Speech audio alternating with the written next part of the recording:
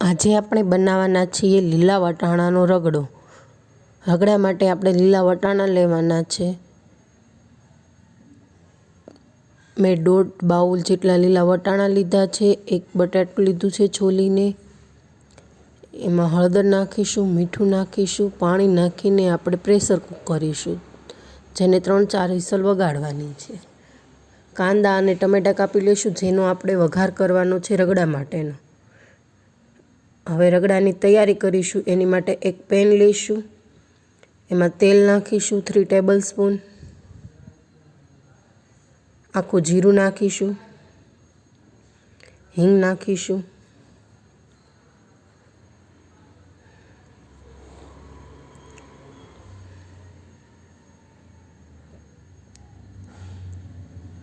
આદુ મરચાં લસણની પેસ્ટ નાખીશું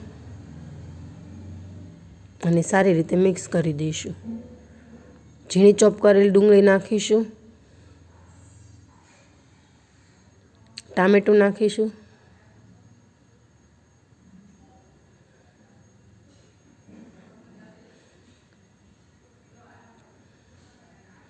અને સારી રીતે મિક્સ કરીશું। મીઠું નાખવાનું છે, જેથી ટામેટાં અને ડુંગળી ચડી જાય અને જેની કચાશ દૂર થઈ જાય, અને જેને મેશરની મદદથી આપણે મેશ કરીશું।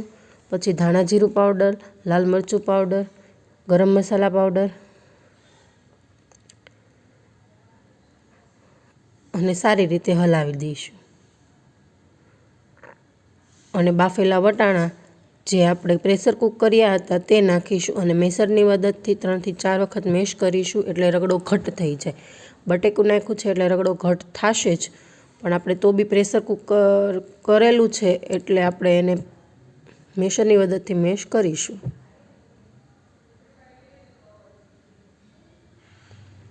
પછી આપણે પેટીસ તળીશું।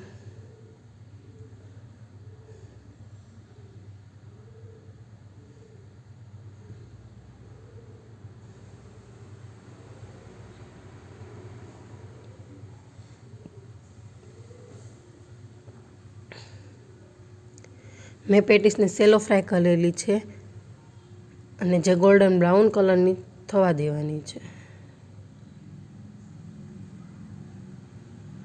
રગડો નાખીશું, ગ્રીન ચટણી નાખીશું,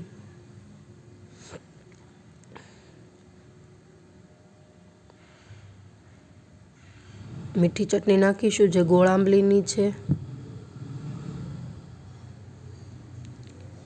ગાર્નિશિંગ માટે ડુંગળી, ટામેટાં, સેવ, ધાણા, અને માણીશું મજા।